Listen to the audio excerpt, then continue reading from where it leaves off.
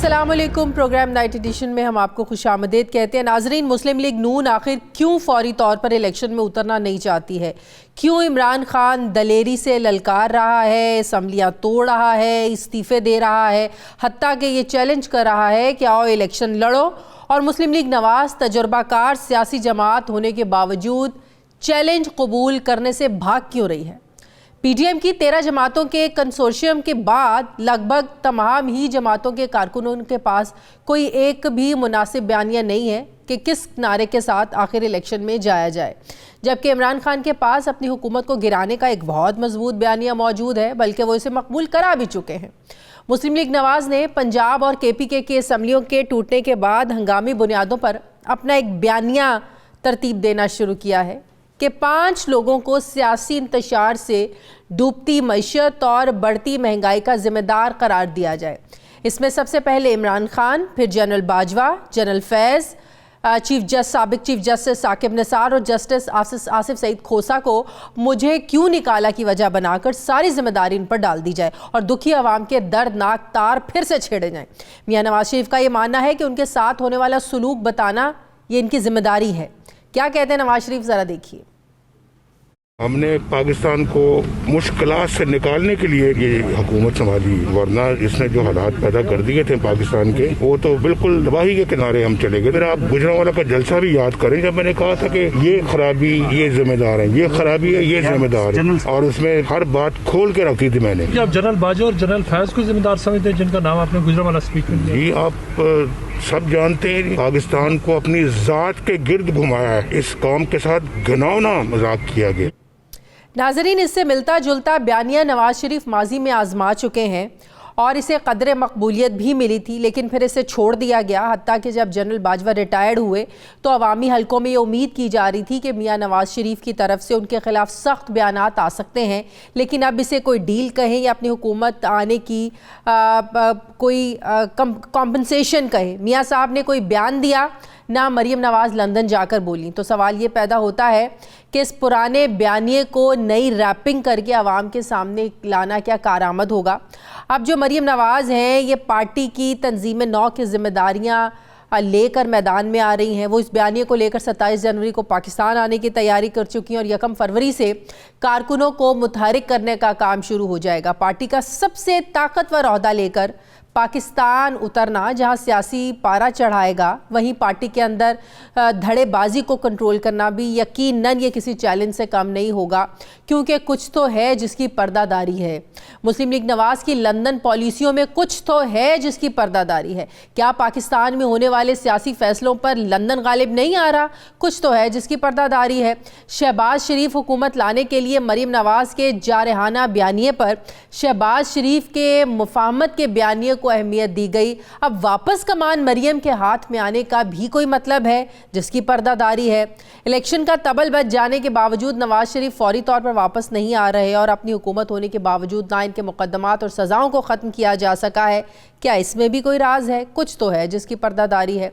जिस दिन से मरीम नवाज को सीनियर नायब सदर और चीफ ऑर्गेनाइज़र का ओहदा मिला है, पार्टी में दरारों की अफवाहें हैं। कुछ तो है जिसकी पर्दादारी है। जब मरीम नवाज को पार्टी का चीफ ऑर्गेनाइजर बनाया गया तो रहनुमाओं में इतनी गर्मजोशी आखिर क्यों नजर नहीं आई? फिर कुछ तो है जिसकी पर्दादारी है।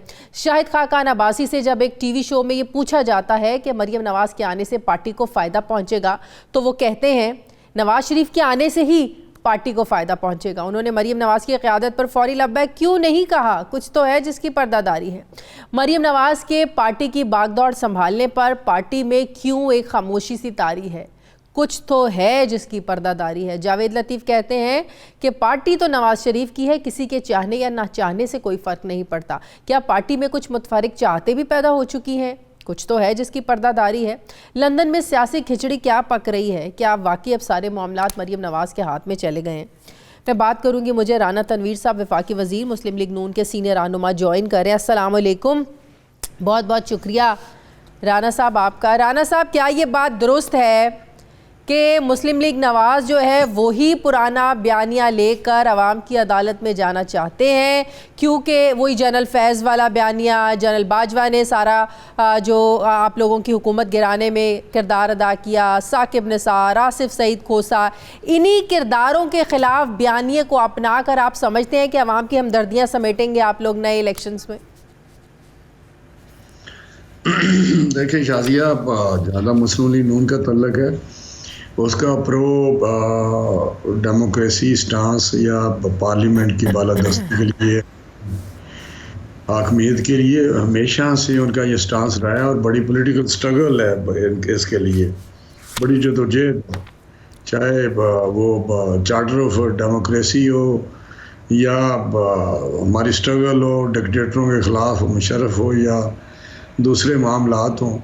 और आज नहीं, ये बहुत पुरानी बात है, जब मियां नवाज शरीफ साहब ने कहा था मैं डिक्टेशन नहीं लूँगा, तो उसमें तो किसी दूसरी राय की गुंजाइश ही नहीं है कि हमें उसी पे रहना है कि हम जमहूरियत के दाई हैं और उसी पे हम चलेंगे और उसी को आगे लेके उसी को मजबूत करने के लिए चलते रहेंगे।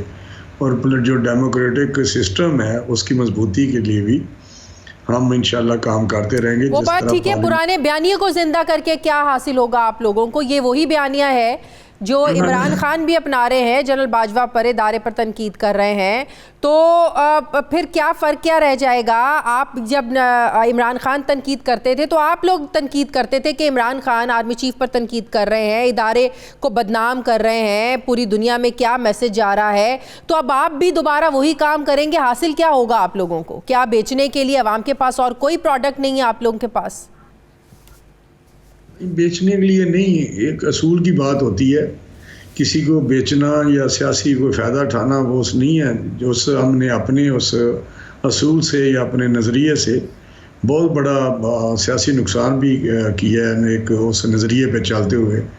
और 2017 में जिस तरह 17 में हुआ वो आपके सामने है, जिस तरह पनामा आया, जिस तरह मियां नवाज शरीफ को ओकामा पे निकाला गया, वो भी किसी से ढकी छुपी बात नहीं, जिस तरह केसेस बनाए गए, जिस तरह JIT बनी, जिस तरह व्हाट्सएप चलते रहे, तो मैं ये एक लंबी दास्तान है, तारीख है जो ठीक है। ये आप लोगों के खिलाफ अगर साजिश थी तो इमरान खान भी तो अपने खिलाफ अपने घर जाने को साजिश कहते हैं ना, उस सारे का जिम्मेदार जनरल बाजवा को ठहराते हैं। तो अगर जनरल बाजवा ने आप लोगों के खिलाफ साजिश की, आप लोगों को घर भेजा, इमरान खान को घर भेजा, तो फिर आज आप लोगों को कहीं एक जगह पर खड़ा होना चाहिए ना। फिर आपको ऐसा नहीं है कि इमरान खान को घर भेजा तो आप जनरल बाजवा के साथ खड़े हो गए थे, आप लोगों को घर भेजा था तो आप जनरल बाजवा के खिलाफ खड़े हो गए थे। किसी एक पॉइंट ऑफ व्यू पे खड़े रहे ना आप लोग। हम वही खड़े हैं, आप ज़रा समझने की कोशिश करें। हमारी एक बड़ी लंबी हिस्ट्री है, हम पे मार्शलाएँ लगी, असम्बलियाँ टूटी, बहुत कुछ हुआ और ये कोई जलावतनियाँ काटी, जेलें काटी। इमरान खान ने तो कुछ देखा ही नहीं, इमरान खान तो एक पाला पोसा। और ये जो आप बात कर रहे हैं इसकी फैज़ हमीद की, या अगर आप बात करेंगे पीछे जाएंगे तो उसमें तो बहुत सारे नाम आते हैं, पाशा का नाम आता है, ज़हीरुल इस्लाम का नाम आता है। इन्होंने बाकायदा ये इसको बिल्टअप किया इमरान खान को, और जब बहुत बड़ा हो गया तो फिर उस वक्त ये इनका दौर था जनरल बाजवा का।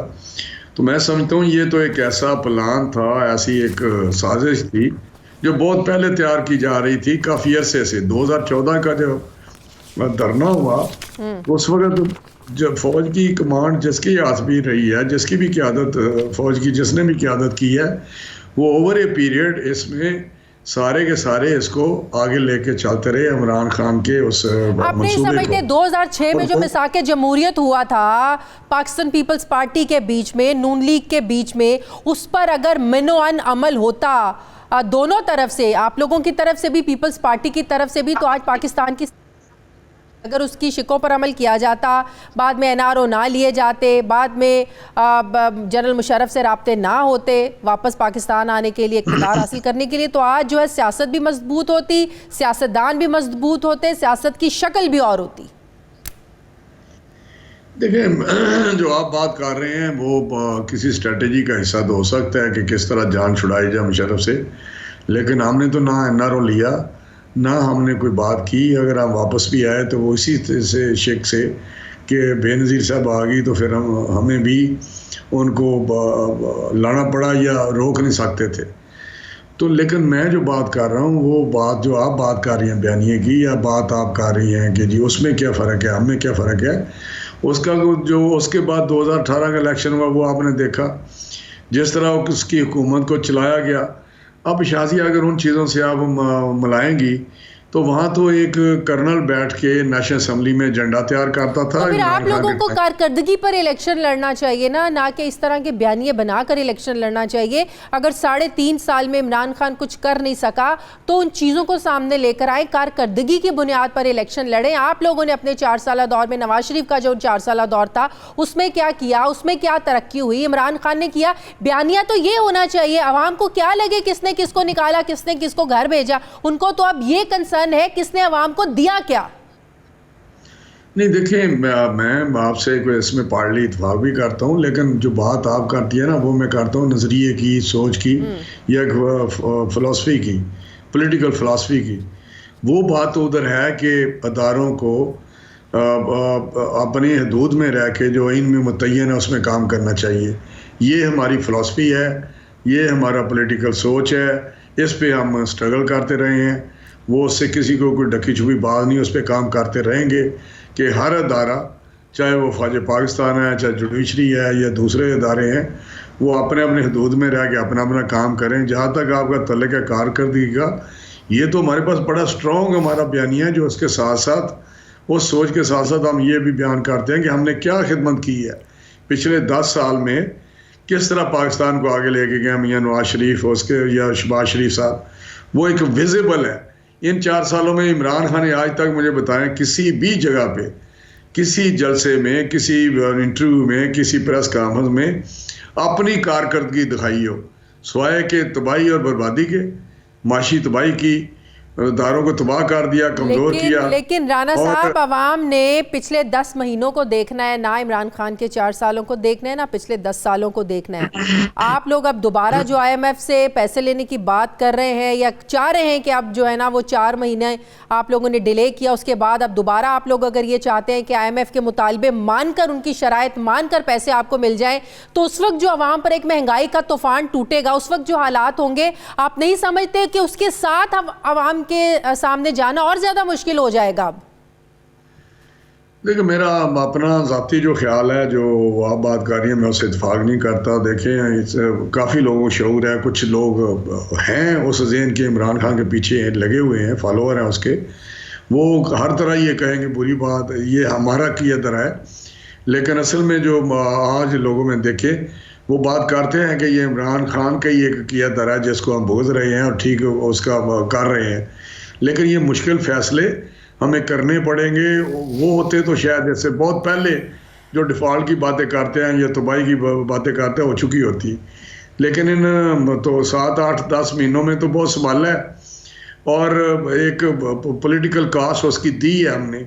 लेकिन मैं समझता हूँ कि आज ज़रूरत इस बात की है कि सबसे पहले तो अपने पाकिस्तान को आगे रखा जाए, रियासत को आगे रखा जाए, उसके बाद पॉलिटिकल जो अपना एक फ़ायदा है, इंटरेस्ट है, उसको देखा जाए। तो हम तो उसी पे काम कर रहे हैं और इंशाल्लाह लोगों को शऊर है। हमारे 10 साल भी उनको याद हैं, इसके 4 साल भी याद हैं।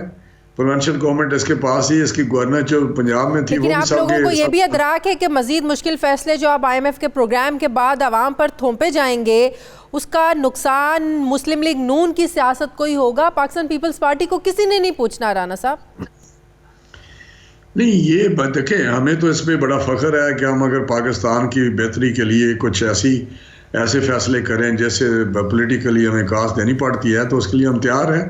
लेकिन मुझे आज भी यकीन है कि अवाम समझती है कि दुनिया में भी एक सैलाब आया हुआ है, चाहे यूरोप है, चाहे अमेरिका है, या कोई भी जगह पे चले जाएं, तो एक महंगाई का सैलाब है, एनर्जी क्राइसिस है, फूड क्राइसिस है। लेकिन इंशाल्लाह कोशिश कर रहे हैं कि अवाम पे कम से कम बोझ पड़े और उसके रास्ते इंशाल्लाह निकाल रहे हैं और अल्लाह ताला मदद करेगा। आप देखेंगे कि बेहतरी आएगी। लेकिन इससे डरना कि इलेक्शन है, और मैं समझता हूँ कि ये चीज़ें बहुत पीछे होनी चाहिए। अब इमरान खान का तो ये हाल है कि अगर मैं नहीं तो पाकिस्तान नहीं। जिस तरह उजरत में आप इस्तीफे मंजूर कर रहे हैं, पहले तो आप लोग नहीं करना चाह रहे थे ना, इस्तीफे मंजूर नहीं कर रहे थे। स्पीकर साहब कहते थे कि इंडिविजुअली सामने आए, जब तक मैं मुतमईन नहीं हो जाता इस्तीफे मंजूर नहीं होंगे। आप 35 इस्तीफे एक ही दिन में इकट्ठे मंजूर कर रहे हैं, तो इससे तो साफ ये पता चल रहा है कि हुकूमत इलेक्शन से भागना चाह रही है और आप लोग इलेक्शंस में खड़े भी नहीं हो रहे हैं। ख्वाजा साद रफीक ने कह दिया है कि इमरान खान को लड़ने दिया जाए, राना सनाउल्लाह ने कह दिया है कि जितनी भी 70 सीटें अकेले लड़ लें, खुद ही लड़ेंगे, मतलब कि लड़के फिर वापस आए, असम्बली को और टाइम मिल जाए। मतलब कि इलेक्शंस में जाने के लिए किसी सूरत तैयार नहीं है और इलेक्शन का रास्ता रोकने के लिए हर मुमकिन कदम उठा रहे हैं आप लोग। देखिए, मुझे ये समझ नहीं आती कि इलेक्शन क्यों आप किसी एक बंदे की शख्स की डिमांड पे कि मैं नहीं हूं तो इलेक्शन कराएं। ये आप ऐसी एक खतरनाक किस्म की एक ट्रेडिशन सेट करने जा रहे हैं या करवाना चाहते हैं जो किसी तरह भी काबिल कबूल नहीं है। एक असम्बली है, 5 साल का उसका टाइम है, 12 अगस्त को या 16 अगस्त को वो ख़त्म हो जाएगी, खुद ब खुद ख़त्म हो जाएगी। अब इनको चैन नहीं है, अगर 4-5 महीने तो 6 महीने की मेरा बात है या 4-5 महीने की बात है, इनको प्रॉब्लम क्या है इस शख्स को? मुझे तो समझ नहीं आती कि एक डिस्टेबलाइज किया हुआ है और मुल्क तो आप का लोग नहीं नुकसान कर चाहते रहा है। पूरे मुल्क में एक ही वक्त में इंतखाबात हो? पंजाब असम्बली भी टूट चुकी है, KP की असम्बली भी तहलील हो चुकी है। शाजिया, अगर ये हमारा ये ज़हन होता ना तो हम पहले दिन हम भी कह सकते थे हम ओथ नहीं लेते, धांधली हुई है, लिहाजा री इलेक्शन करा जाए, हम बाहर बैठे हुए हैं और हम ठीक ठाक थे। ये तो मेरा हाल 178 या इसका नंबर था उस वक्त, कुलेशन थी। आज कुलेशन की बातें होती हैं, इनकी कुलेशन तो 7-8 जमातें थी, हमारी भी शायद इतनी है। ज़रा आप गिन लें किसी वक्त बैठ के कि इसके साथ कौन कौन से कितनी पॉलिटिकल पार्टीज थी। लेकिन एक तमाशा लगा हुआ है मुल्क में कि जी ये देखें इतनी पार्टियों का मजमू है। आज भी इसके साथ काफ़ी लोग हैं, आज भी काफ लीग 7 बंदों को इसने दी। इसको कोई नहीं पूछता कि जिसको डाकू कहता था उसको इसने बना दिया चीफ मिनिस्टर, सिर्फ एक पॉलिटिकल एक्सपीडियंसेस के तहत। ये चीज़ें सब दुनिया को पता है, ये ड्रामे कर रहा है, ये झूठा आदमी है। ये मुझे इस तरह तो हम उस वक्त ही अगर कह देते हम नहीं वोट लेते, फिर क्या होता? क्राइसिस होता कि या ना होता? हमने उस वक्त हमने प्रोटेस्ट किया जब हमारी मेजॉरिटी पार्टी थी, सिंगल मेजॉरिटी पार्टी पंजाब को इसको दे दी गवर्नमेंट। तो कहने का मकसद है कि ये चीजें हमारे सामने हुई हैं, जुल्म हुआ है बहुत ज्यादा। राना साहब, एक और चीज जो मुस्लिम लीग नून की सफ़ों में बहुत ज़्यादा उठ रही है, दराड़ों की, एक फासले बढ़ रहे हैं, रहनुमा नाराज़ हो रहे हैं, सीनियर लीडरशिप जो है बहुत लोग नाराज़ हो रहे हैं सिर्फ इस वजह से कि वो मरीम नवाज़ साहिबा के अंडर काम नहीं करना चाहते, मरीम नवाज़ का हुक्म नहीं मानना चाहते हैं। तो क्या ये बात दुरुस्त है कि पार्टी में नाराज़गियाँ बढ़ी हैं जब से मरीम नवाज़ को चीफ ऑर्गेनाइजर का ओहदा मिला? ज़ाहिर वो आएंगी, वो देखेंगी कि किसको कौन सा ओहदा देना है, किसको पार्टी टिकट देना है, नहीं देना है। तो इसमें बहुत ज़्यादा नाराज़गी पाई जा रही है पार्टी के अंदर, क्या ये दुरुस्त है? बिल्कुल दुरुस्त नहीं है ना। तो मैं समझता हूँ ये भी एक क्रिएट की गई है परसेप्शन। मुझे नहीं समझ आती कि हमारे कायद नवाज शरीफ साहब हैं, उनकी जो कमांड है वो हर उनका हुक्म जो होता है वो माना जाता है, हर पॉलिसी उनकी होती है, हर फैसले उनके होते हैं। हम मशवरा अहम ओहदे खानदानों में क्यों बांटे जाते हैं? नहीं देखिए, कोई नहीं, यहाँ पे सारे बिजी थे और हमने ये बात शुरू की थी कि सारे जो सीनियर लोग हैं वो मिनिस्टर बने हुए हैं, टाइम पार्टी को नहीं दे सके। मरियम बीबी जो हैं वो काफ़ी पहले भी उन्होंने मोबिलाइज की पार्टी को, काफ़ी उन्होंने इसको एक किस्म का मैं कहता हूँ स्ट्रॉन्ग जब से जुलूस किए। पार्टी के लिए कुर्बानियाँ तो और लोगों की है ना, जेलें औरों ने भुगती हैं, पार्टी के लिए कुर्बानी और लोगों ने दी हैं, कोड़े और लोगों ने खाए हैं, और बड़े बड़े ओहदे अगर कोई और ले जाए, पार्टी या ख़ानदान के लोग ले जाएं तो नाराज़गी तो बनती है। बड़े ओहदे तो नहीं देखे, कायद मियां नवाज शरीफ साहब हैं, सदर शहबाज शरीफ साहब हैं और 4 हमारे आज भी सीनियर नायब सदर हैं। वज़ीर आला भी बनना हो तो ख़ानदान का ही शख्स ढूंढा जाता है, चीफ ऑर्गेनाइजर भी बनना तो ख़ानदान का शख्स ही ढूंढा गया। नहीं, अगर उस पर पार्लियामेंट्री कंसेंसस हो, अगर वो बेहतर समझे तो इस पर किसी को कोई देखे। ये पार्टी के मामलात हैं, पार्टी में कोई इशू नहीं है, लोगों को पता नहीं क्या मसला है, किसकी विरासत नहीं है मुझे बताएं ना। क्या इंडिया में विरासत नहीं चलती? क्या कोरिया में विरासत नहीं चलती? क्या मलेशिया में नहीं चलती? सिंगापुर में नहीं चलती? क्या अमेरिका में नहीं चलती? क्या यूके में नहीं चली? तो मुझे तो समझ नहीं आती कि एक it's a long long list कि जहाँ पे डेमोक्रेसीज भी हैं और वहाँ पे पास ऑन होता है। अगर बिजनेसमैन का बेटा बिजनेसमैन हो सकता है, अगर बाहर के डॉक्टर का बेटा। सियासतदानों की मिसालें देना आसान है, लेकिन उनकी और भी बड़ी मिसालें ऐसी हैं कि जिन पे हमारे सियासतदान अमल नहीं कर सकते। वो बड़ी नामुमकिन सी बात है आप लोगों के लिए। शायद किसी जगह तो आप रुक जाए, किसी जगह तो सांस लेने दे कि जो अगर आपको पता है आप न्यूजीलैंड की प्राइम मिनिस्टर ने अपने ओहदे से इसलिए इस्तीफा दे दिया कि वो अपने मुल्क में महंगाई की लहर को काबू नहीं कर सकी। तो हमारे यहाँ तो 10 महीने से कोशिश हो रही है, महंगाई बढ़ती जा रही है। यहाँ किसी को एहसास हुआ? बाहर की मिसालें देना तो आसान है कि वरासत में वो भी चला गया, वरासत में उसको भी ओहदा मिल गया, वो भी वरासत में चल रही है पार्टी। लेकिन बाहर के लोगों की और भी बड़ी मिसालें, उनको भी अपनाएं राना साहब। नहीं शाजिया, बात सुने, ऐसी बात नहीं है। हम बिल्कुल मसाले बनाते हैं, मसाले कैम भी करते हैं। हमने कभी मुल्क को डिस्टेबलाइज करने की कोशिश नहीं की पॉलिटिकली किसी तरीके से भी। आपको याद है जब 17 में लाइफ डिस्क्वालिफिकेशन आ गई मियां नवाज शरीफ के लिए अकामा में, तो उसको भी विद इन 5 मिनट्स एक्सेप्ट किया। वरना हम भी कह सकते थे कि नहीं करते, ये क्या बकवास है सारी। लेकिन ये मकसद नहीं है। अभी हम समझते हैं कि इस क्राइसिस में, इस इकोनॉमिक क्राइसिस में हमें सबको मजबूत होके इकट्ठे होके काम करना चाहिए और इसको आगे लेके चलना है। ये आज अगर छोड़ दें तो मैं बताऊं इसको और ये गहरा और डीप क्राइसिस हो जाएगा। ये कोई आसान बात है जो आपका बात कर रहे हैं कि पाकिस्तान को हम छोड़ दें तो क्या इधर इसी तरह ही सुबह डॉलर की रिपेयर हो जाएगी, सुबह यहाँ पे कीमतें नीचे चली जाएंगी, यहाँ आसमान से या जमीन से कोई चीज निकल आएगी। ठीक है, एक चीज पे हम लगे हुए हैं, फोकस्ड हैं। बहुत शुक्रिया वफाकी वज़ीर तालीम राना हुसैन साहब, मुस्लिम लीग नून के सीनियर रहनुमा वफाकी वज़ीर हमारे साथ थे। मुझे ब्रेक लेनी है, वापस आते हैं छोटे से वक्त के बाद।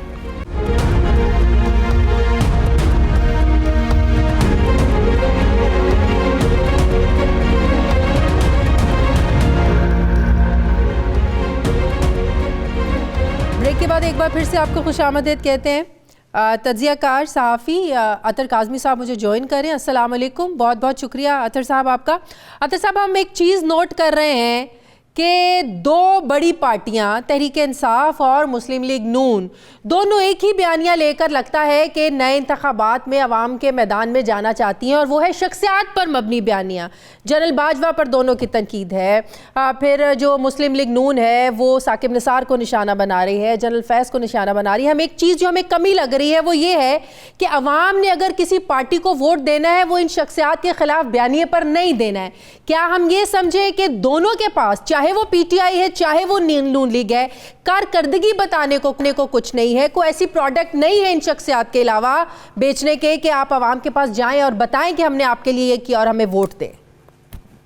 देखिए, जहां तक ये ताल्लुक है कि वो बयानिया क्या लेके जाना चाह रहे हैं, थोड़ा सा डिफरेंस है इसके अंदर। अगर पाकिस्तान तहरीक इंसाफ को देखें तो उनका बयानिया बिल्कुल मुख्तलिफ है। वो शख्सियात से ज्यादा ओवरऑल जो सिचुएशन हुई है मुल्क के अंदर, उनके मुताबिक जिस तरीके से मुबैना अमरीकी साजिश के तहत उनकी हुकूमत का खात्मा हुआ और उसके बाद जिस तरीके से जो इकोनॉमिक मेल्ट डाउन एक तरह से हमें नजर आ रहा है, तो ये सारे उनके बयानिए के अंदर है। जहां तक नून लीग का ताल्लुक है, नून लीग के पास इस वक्त बयानिया नहीं है। वो एक बयानिया इन्वेंट करने की कोशिश कर रहे हैं। माजी में वो वोट को इज्जत दो का उन्होंने एक बयानिया बनाया, जिस तरह आपने भी जिक्र किया कि वो शख्सियात को अभी नहीं, वो पहले से टारगेट कर रहे थे। जिस वक्त खान साहब की हुकूमत थी उस दौर में भी वो एस्टेब्लिशमेंट को, मिलिट्री लीडरशिप को टारगेट करते रहे। अब अचानक उन्होंने ये फिर कहना शुरू कर दिया कि वो ये एस्टेब्लिशमेंट जो है वो तो बिल्कुल एपॉलिटिकल हो गई है, और वोट ऑफ नो कॉन्फिडेंस जो हुआ वो नतीजा उस चीज का था कि उस एस्टेब्लिशमेंट ने आइन और कानून के मुताबिक अपनी जिम्मेदारी निभाई।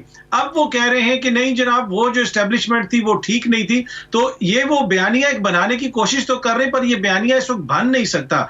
दूसरी बात यह है कि परफॉर्मेंस के जहां तक ताल्लुक है, गुज़िश्ता 7-8 महीनों के दौरान जो कुछ हुआ उसकी परफॉर्मेंस हमारे सामने है। आपका इकोनॉमिक एक तरह से जो मेल्ट डाउन है उसमें अब हालत ये हो चुकी है कि जो शिपिंग लाइंस हैं उनको बंद करने की बात की जा रही है, इसलिए कि फ्रेट के पैसे देने के लिए डॉलर्स नहीं है। तो दोनों का बयानिया काफी मुख्तलिफ है। खान साहब का भी शख्सियात को टारगेट करता है उनका बयानिया, लेकिन वो सिर्फ महदूद नहीं है एस्टेब्लिशमेंट तक। वो जो इस वक्त हुक्मरान तबका है उसके अंदर भी जो शख्सियात हैं उनके हवाले से भी खान साहब के नजरियात और उनके ख्यालात बिल्कुल वाज़ेह हैं। अब जब IMF के मुतालिबात 4 महीने की डिले के बाद ये हुकूमत फिर मानेंगी और फिर IMF के मुतालिबात मानने के नतीजे में अवाम पर ज़ाहिर एक बोझ पड़ेगा, हर चीज़ महंगी हो जाएगी, इससे आपको लगता है कि मुस्लिम लीग नून और कमज़ोर होगी, पीपल्स पार्टी को कोई फ़र्क नहीं पड़ेगा? शायद यही वो वजह है IMF के प्रोग्राम के चक्कर में ये लोग इंतखाबात की तरफ बढ़ना नहीं चाह रहे कि ज़ाहिर है और इन पर प्रेशर आएगा तो कैसे अवाम इनको वोट देंगे?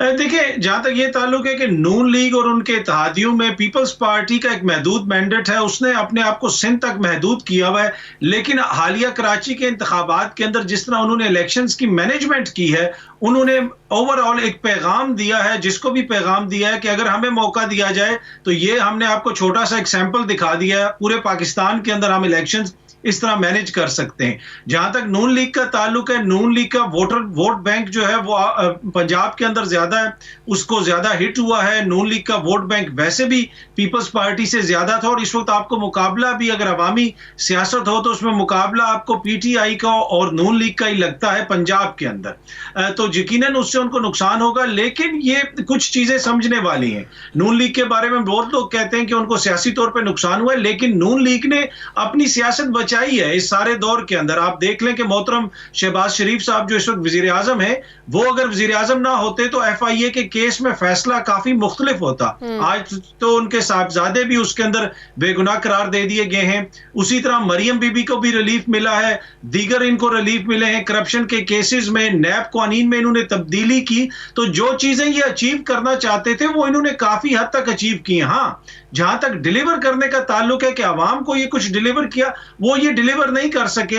लेकिन ये वो पुराना मॉडल है जो बंद कमरों के अंदर जो सियासत जोड़ तोड़ की, ये समझते हैं कि अभी भी ये किसी ना किसी तरीके से चीजों को मैनेज कर लेंगे, पर अभी फिलहाल चीजें थोड़ी सी मुश्किल है। इसी वजह से इनको खतरा है कि अगर हम इलेक्शंस में गए तो हमें काफी ज्यादा मुस्लिम लीग नून के अंदर दरार की खबरें तो हम काफी अरसे से सुन ही रहे थे। शेख रशीद हमेशा बात करते कि नून में से शीन निकलेगी, लेकिन अब शायद खाकान अब्बासी की नाराजगी भी हम सुन रहे हैं, ख्वाजा साद रफ़ी की नाराजगी भी हम देख रहे हैं, सुन रहे हैं। मिफ्ता इस्माइल पहले ही नाराज हैं पार्टी से, वो भी इसहाक डार के मुखालिफ बयानात देते रहते हैं, अपनी ही पार्टी की इकनॉमिक पॉलिसीज़ पर तनकीद करते रहते हैं। तो इसका भी आप समझते हैं कि बहुत नुकसान होगा अगर यही दरारें ऐसे ही चलती रहीं और पार्टी में ऐसे ही फासले बढ़ते रहे, सीनियर लीडरशिप नाराज हो गई तो नए इंतखाबात में इसका नुकसान उठाना पड़ सकता है पार्टी को?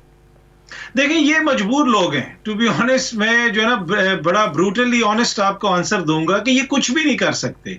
वोट मुस्लिम लीग नून में मियां साहब का है, वो जिसको कहेंगे वो खंबे को टिकट देंगे तो खंबे को वोट पड़ेगा, जो भी उनका वोटर सपोर्टर है। ये लोग आप देख लें पंजाब के अंदर जिस तरीके से कहा गया कि हम असेंबली नहीं तोड़ने देंगे, और उसके बाद लंदन से खबरें आई कि राना साहब से और अता तारड़ साहब से मियां साहब ने नाराजगी का इजहार किया है कि भाई तुम क्यों नहीं इसको बचा सके। खुद आप लंदन में बैठे हैं, आपकी ख्वाहिश है कि आपके जो शहजादे और शहजादियां उनकी झोली में लाके पंजाब का इख्तियार डाल दिया जाए, ऐसे तो नहीं होगा। ये जितना मर्जी बेचारे कुड़ते रहें, बयानात देते रहें, ये कुछ भी नहीं होगा।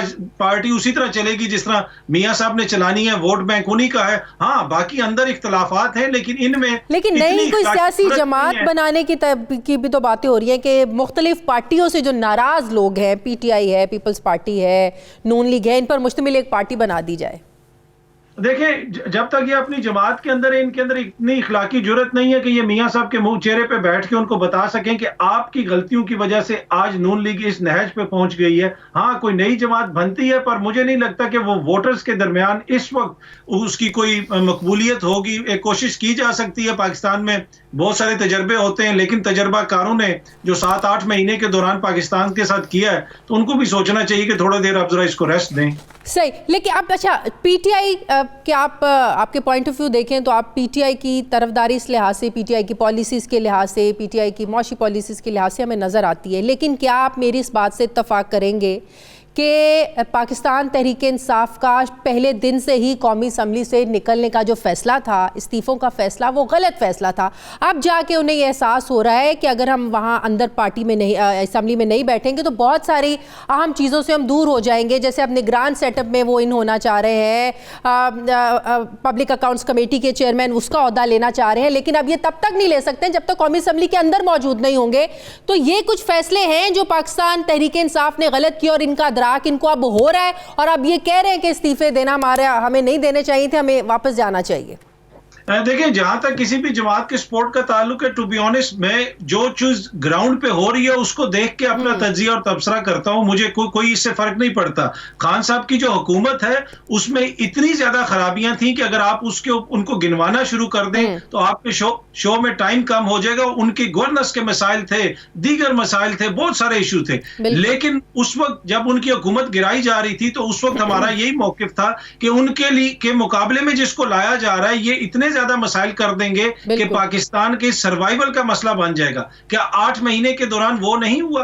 क्या इकोनॉमी ऐसी थी जो खान साहब के दौर में थी? डॉलर किधर पहुंच गया, आटा किधर पहुंच गया, पेट्रोल किधर पहुंच गया? तो ये वो चीजें हैं जो सामने नजर आती हैं जिनको देख के आप करते हैं इसमें। लेकिन उन्होंने और मौका फराहम कर दिया, असम्बलियों से निकलकर रिजाइन देकर इन्होंने और मौका फराहम कर दिया। मैं उसी तरफ आ रहा हूं।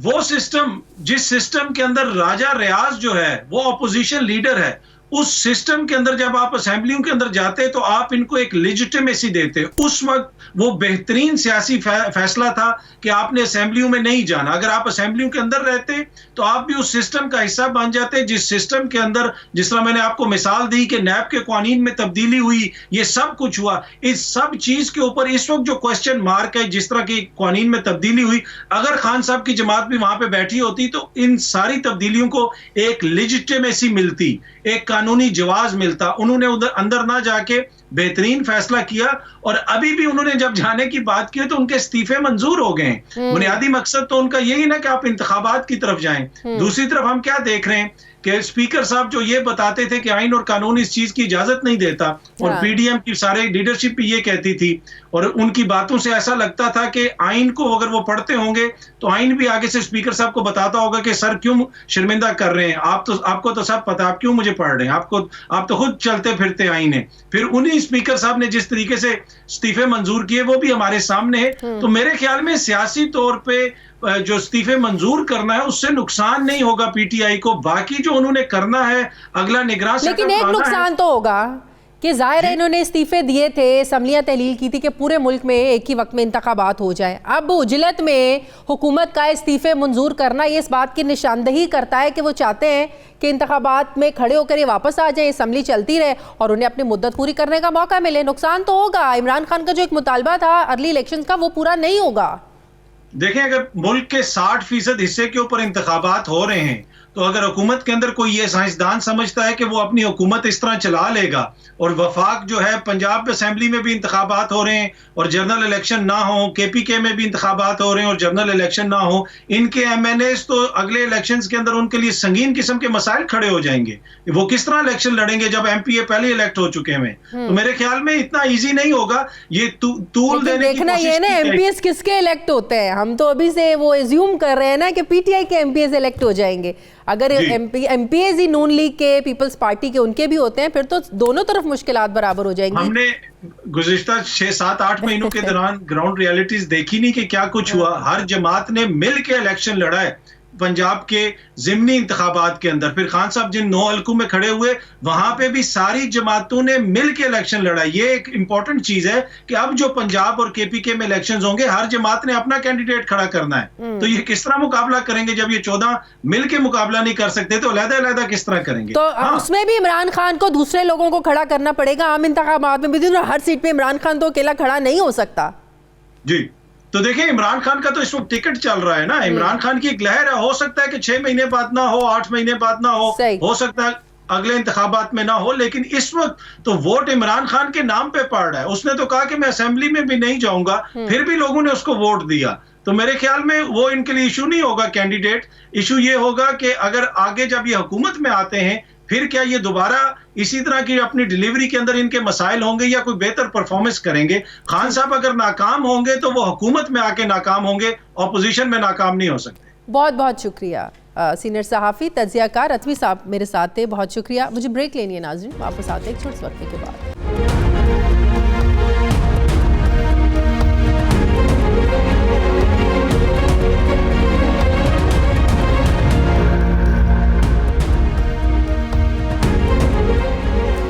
ब्रेक के बाद एक बार फिर से आपको खुशामदीद कहते हैं। नाजरीन, पंजाब और केपीके की असम्बलियाँ तहलील होने के बाद 90 रोज़ के अंदर आधे से ज़्यादा पाकिस्तान में इलेक्शन का बिगल बज गया है। केपीके में हुकूमत और अपोजिशन ने निगरान वज़ीर आला खुशी खुशी लगा लिया है। आज़म खान ने निगरान वज़ीर आला खैबर पख्तूनख्वा का खलफ भी उठा लिया, लेकिन पंजाब में बड़ा मसला बना हुआ है। पंजाब में पॉलिटिकल पोलराइजेशन अपनी इंतहाओं को छू रही है। डेडलॉक लग गया यहाँ पर, जहाँ हुकूमत और अपोजिशन अपने अपने नामजद नामों पर डटे हुए हैं। वहीं पार्लिमानी कमेटी में भी फैसला नहीं हो सका और अब ये सियासी ढोल इलेक्शन कमीशन के गले में डाल दिया गया है। अब इलेक्शन कमीशन ने ये फैसला करना है कि पंजाब का केयर टेकर चीफ मिनिस्टर कौन होगा। इलेक्शन कमीशन के पास कल तक का वक्त है कि वो काबिल कबूल निगरान वज़ीर आला नामजद करे, जिसके लिए इलेक्शन कमीशन ने मुशावरती इजलास भी कल बुलाया हुआ है। अपोजिशन की तरफ निगरान वज़ीर आला पंजाब के लिए मोहसिन नकवी और आहद चीमा नामजद हैं, जबकि हुकूमत ने नवीद अकरम चीमा और अहमद नवाज सुखेरा के नाम दे रखे हैं। कानून के मुताबिक इलेक्शन कमीशन पाबंद है कि वो नामजद नामों में से ही कोई एक नाम निगरान वज़ीर आला के लिए दे सकता है। अब मसला यहाँ पर यह है कि वज़ीर आला पंजाब चौधरी परवेज़ इलाही पहले ही कह चुके हैं कि चीफ इलेक्शन कमिश्नर के वज़ीर आला को वो चलने नहीं देंगे और इसके लिए वो अदालत भी जाएंगे। जबकि पाकिस्तान तहरीक इंसाफ भी इलेक्शन कमीशन पर हमें पता है जानिबदारी और पीडीएम की बी टीम होने के इल्ज़ाम कई दफ़ा लगा चुकी है। अगर अपोजिशन के नामजद नामों में से इलेक्शन कमीशन कोई नाम सेलेक्ट करता है, क्या पीटीआई फिर अदालत जाएगी?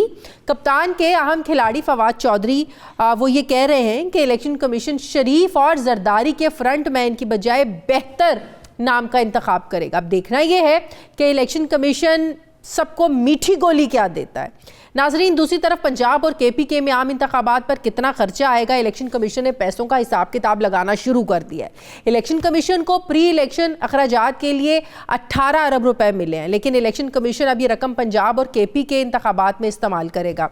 ज़राए का दावा है कि 2 सूबों में अलग इंतखाबात की वजह से इलेक्शन कमीशन के आम इंतखाबात पर अखराजात 10 अरब से ज़ायद बढ़ जाएंगे।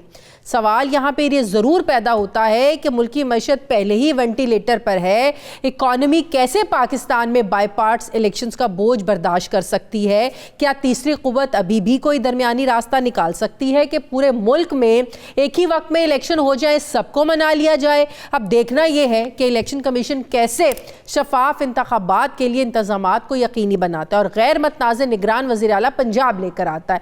मुल्क में अलग अलग इलेक्शन के चैलेंज को इलेक्शन कमीशन कैसे हैंडल करेगा और ये सब मुल्क की इकॉनमी को सूट भी करता है क्या? इसी पर मैं बात करूंगी। मुझे कंवर दिलशाद साहब साबिक सेक्रेटरी इलेक्शन कमीशन मुझे ज्वाइन करें। अस्सलाम वालेकुम, बहुत बहुत शुक्रिया कंवर साहब आपका। कंवर साहब, पंजाब के केयर टेकर चीफ मिनिस्टर का बड़ा मसला बना हुआ है। हुकूमत अपोजिशन हुकूमत के नाम मानने के लिए तैयार नहीं, पार्लिमानी पार्टी फैसला नहीं कर सकी, अब इलेक्शन कमीशन ने ये फैसला करना है। सवाल मेरा ये है कि क्या इलेक्शन कमीशन ने उन्हीं नामों में से फैसला करना है या अपनी मर्जी का नाम भी दे सकता है इलेक्शन कमीशन?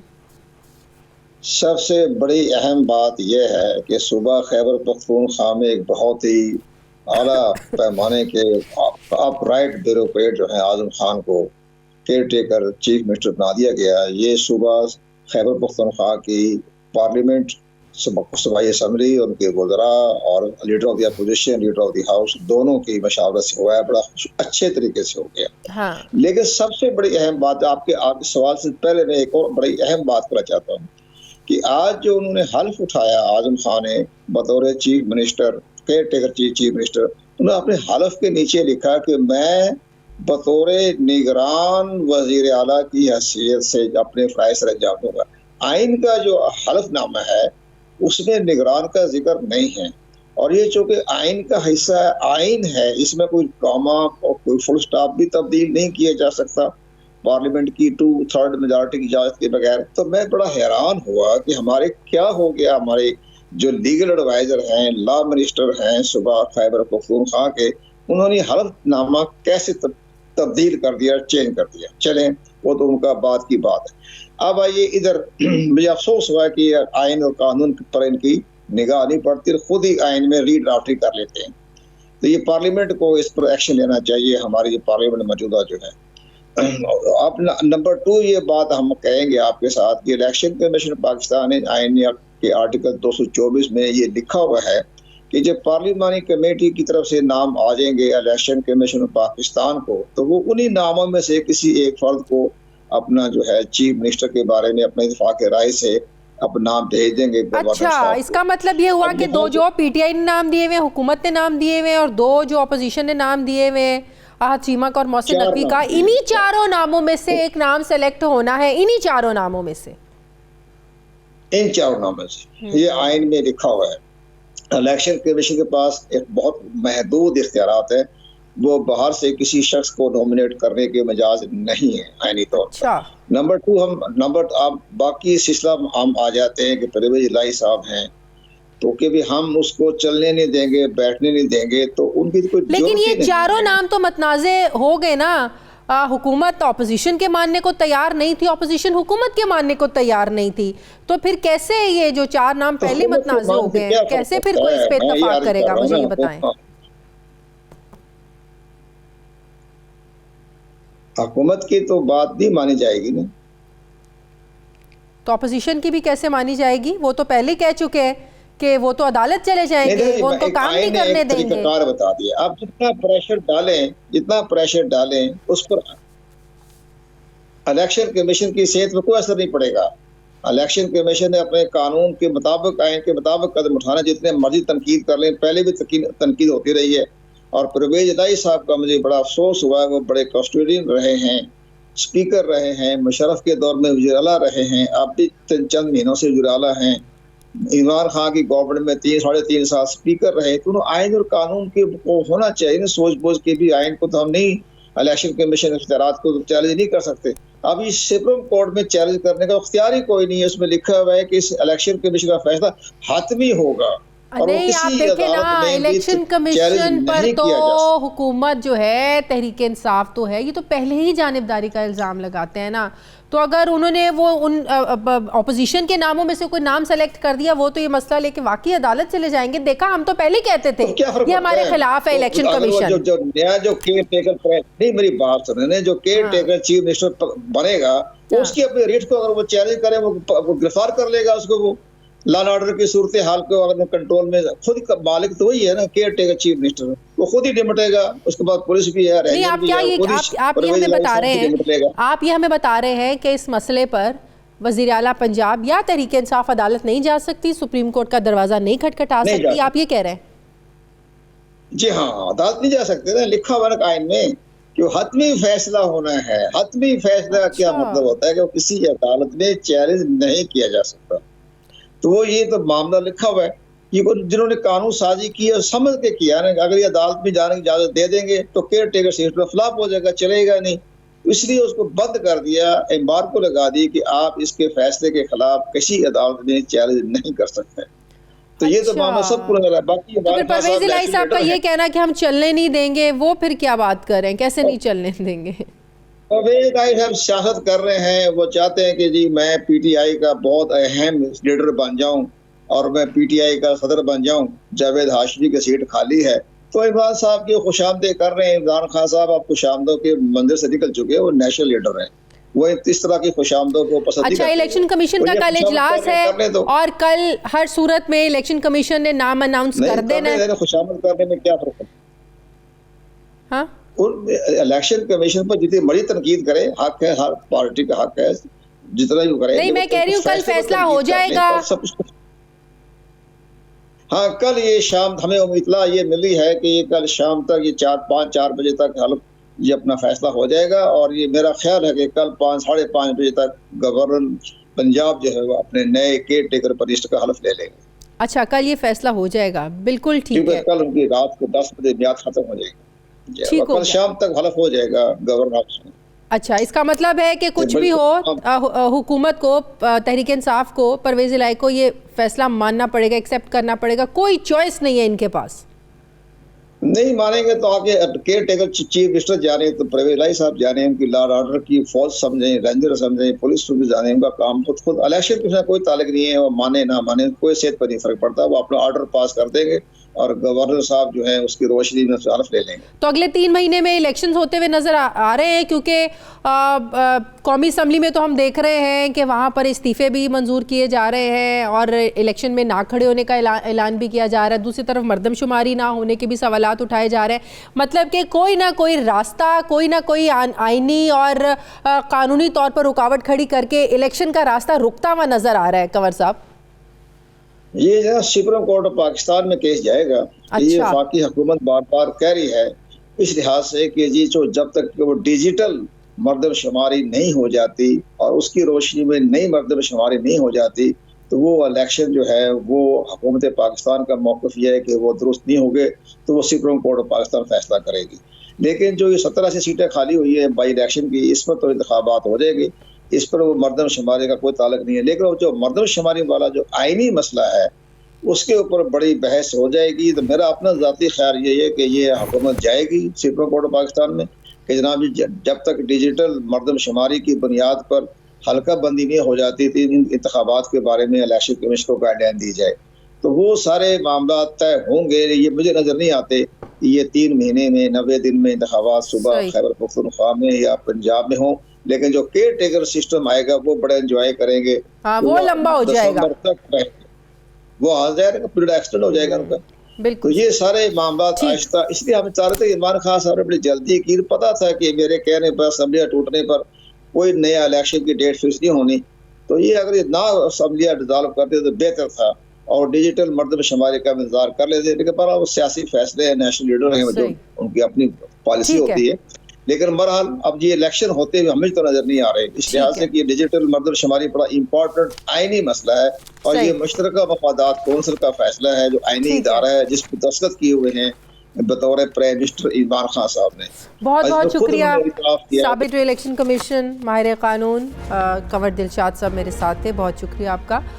नाज़रीन, हमारे प्रोग्राम का वक्त खत्म हो गया। फीडबैक ज़रूर दें, अपना ख्याल रखें, मुझे इजाज़त दें, अल्लाह हाफ़िज़।